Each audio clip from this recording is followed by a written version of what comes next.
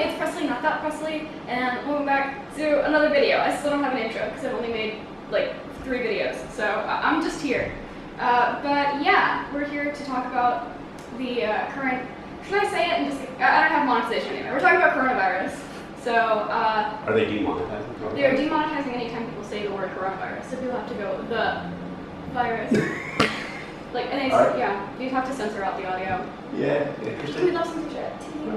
I guess it's probably to stop the spread of misinformation, like, just so people aren't making videos about it to make a profit. I don't know. Yeah, alright, well, I didn't know that. Alright. Anyway, we're talking about the pandemic coronavirus situation that's going on right now, specifically with my dad, because he got sick, and I feel like you should be the one to talk about that, because I was not there. Yeah, so I mean, we think they're a pretty good shot. I just recovered from coronavirus. At least my symptoms were pretty spot on. Yeah. A couple of weeks ago, I woke up, like I had a headache when I went to bed the night before. It's not super uncommon, but I kind of had a headache and I took some meds for that. And then when I woke up the next morning, my eyes were really swollen and red. I hadn't heard of that as being a symptom, but I guess Dawn has now, or we sort of looked, and that's becoming more of a thing, like an early warning kind of sign. And then the other thing that happened was I couldn't talk. My voice was super raspy and hoarse, and it was because like I could barely breathe. Like I couldn't push air to have normal voice even. Yeah. And so I was having like some real tight chestedness and difficulty breathing, and so my voice was super hoarse, and my eyes were very swollen. And then probably later that afternoon, I started having like real weird on and off fevers. So like I would just have kind of a fever spike, and I would get kind of clammy, and then it would just go away. It would be gone for a while, and it would come back. And so I dealt with that probably for a couple of days. Like the fever sort of coming and going was definitely a big part of it. And as that went on, I started getting like real fuzzy headed. Like I was locked in the bedroom, right, the whole time.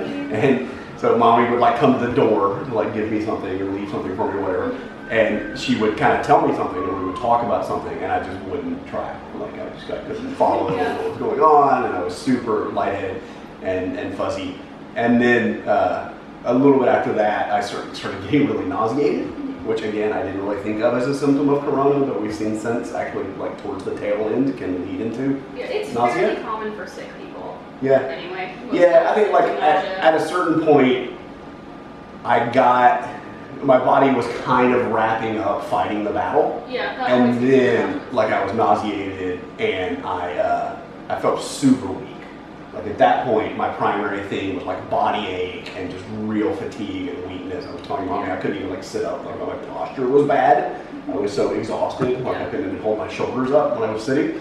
And so I went through that for several days, and then slowly kind of ramped up out. Like, at that point, I think I was telling mommy that I felt like my body was done fighting the virus, and now it was just kind of taking a break. Yeah. And I was exhausted, and so slowly kind of worked my way out of that, and we spent several more days kind of in quarantine. And then yesterday started like scrubbing that room, cleaning everything, wiping everything down. Clyde got a bath so he could come out. Of course, Clyde quarantined with me in the bedroom because he couldn't not. Supposedly they maybe can transmit it. No, not transmit it. They can like, it can They be might be able to there. get it. Yeah, it they can might be be able there, to but it have doesn't do anything. Yeah, I think there's one dog I read somewhere that had it. I was they don't debating really this. know. They can There's do it. 2. Oh, there are 2 now? There's 2. Yeah, so we'll And, get Clyde tested when the time comes. Yeah. So that's the other thing. So Yeah, talk about testing. when I first started having symptoms that were pretty clearly sort of tracking along the lines of what people were talking about with the corona symptoms, I went to the CDC website, and they have like a self-screener, and you put your symptoms in, or you kind of check box which symptoms you have and which ones you don't. And then the next screen asks about like aggravating conditions, like whether you have these existing like asthma or whatever respiratory infections. And I didn't have any of those. And so when I went to the last screen, it was like, okay, well, stay home. Like, you shouldn't go get a test. You shouldn't leave the house. Just stay in your house. And if your breathing gets worse, if you get to a point where you have really labored breathing, then you should go to the hospital, right? Or you should call your doctor or something like that. But I would, CDC, certainly at the time, I'm not sure what the current recommendations are, but they were recommending at the time, you needed symptoms and pre-existing conditions in order to qualify to go get a test. And like half of that I think makes sense. Like I think it makes sense medically because like there's not a treatment. And so me going to the doctor and getting a test, they would just say, oh, well, you've got coronavirus, so go home and stay isolated for 2 weeks, right? They would have told me to do exactly what I was doing, and we would have increased the risk of me leaving, you know, the apartment and going through common areas in the apartment space and going to the doctor's office and like potentially infecting somebody else to get that test for no real medical purpose for me, right? But it would have contributed to our overall big picture of what's going on, right? To know that so I'm not counted as one of the cases. Like even though I've gone to the CDC and described my symptoms and talked about what happened, I'm not one of the cases of coronavirus in the US because I wasn't tested. And we think actually it probably went through the whole family because like Cooper and Mom and you all had fevers maybe almost 2 weeks before I did. And so it's possible. And so we're really waiting for the antibody test, like the titers test. They're really close to an at-home finger prick antibody test that will confirm who has already had it and has built up some immunity to it. And so as soon as those come out, we'll order some of those, and when we can get those, we'll make sure that if we've all had it or not, right? Are we staying on Clydeland apart? This is our social distancing. Social distancing. It's not proper. Everyone should be one Clydeland apart at all times. Puppy, So that's kind of what happened. That's what happened. It's been an interesting couple of weeks for sure. Like in quarantine was worse, definitely.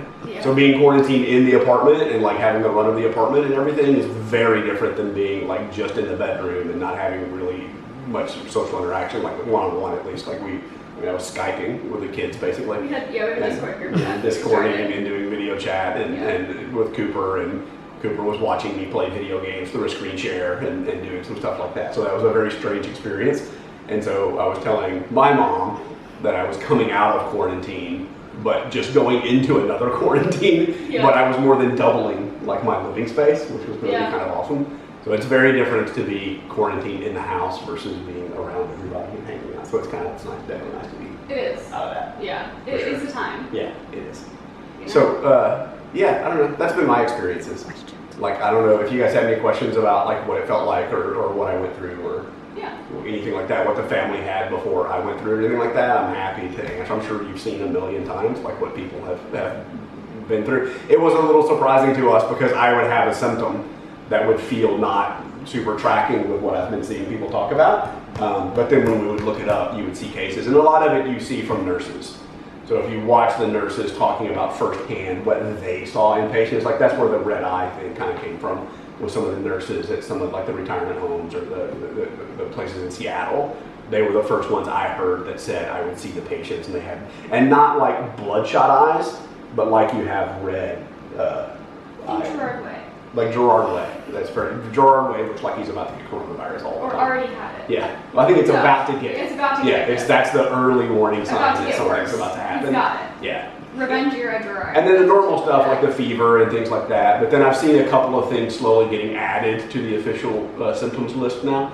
And there were some of the things that I went through, so I thought that was pretty cool. That was funky. But we thought we'd at least share. And I haven't talked to you about like specifically what happened. I just sort of disappeared in the bedroom. We just texted over. One day, and then we were just kind of texting back and forth. Yeah. So we had a quick conversation about what it felt like and what I went through and stuff. Yeah. And then as soon as we get the test, we'll let you know whether it actually is what I had and if everybody has had it or not.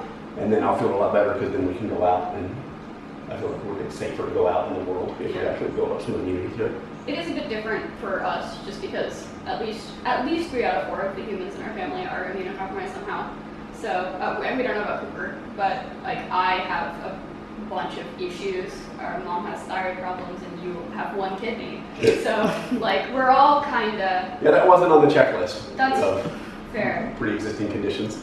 Yay, government. But kidney, But yeah, so it's a bit different, especially because my immune system is awful, and so just we didn't know, like, I guess the reason that I wasn't really super isolated, or the rest of us was, is like, I have fever a lot. It happens so much.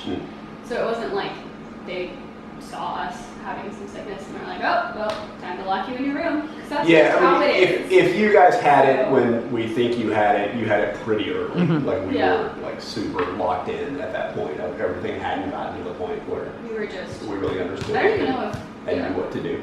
Because it was 2 weeks before. No, it was 2 weeks before I got sick right. that you had yours. It was at my school. Yeah. I didn't get an email that Like I think I went into quarantine just after your last day of on-campus class. So if A you couple were days sick, after. if you were sick 2 weeks before I was sick, then yeah, you would definitely go to school. Yeah, and so I don't know, maybe I could have gotten it there because I know there were cases at my Yeah. school. Yeah. But you know, they were supposed to email everybody in a class with that person, but that doesn't count like common spaces, Yeah. Yeah. grocery stores. So Right. who knows? Cool. Okay. So that's it. I don't know. I'm still tired. Yeah. I'm still a little fatigued. But we wanted to give you guys a quick update and let you know at least what our experience was. Yeah. And we'll keep you updated if anything changes. Cool. Sign Oh off. yeah, that's what we're doing now. Yeah. Okay, sweet. So yeah, thank you so much for watching. Make sure to press the subscribe button to see our updates, and I would say some more videos like this. Hopefully not some more Not like videos this. but to see my slow unraveling into insanity whilst I'm quarantined, because you guys are going to be getting some interesting content when I do make it. So make sure to press the subscribe button. Leave a comment down below if you've experienced something similar or if you have questions about what we went through, and I will see you next time. Bye-bye.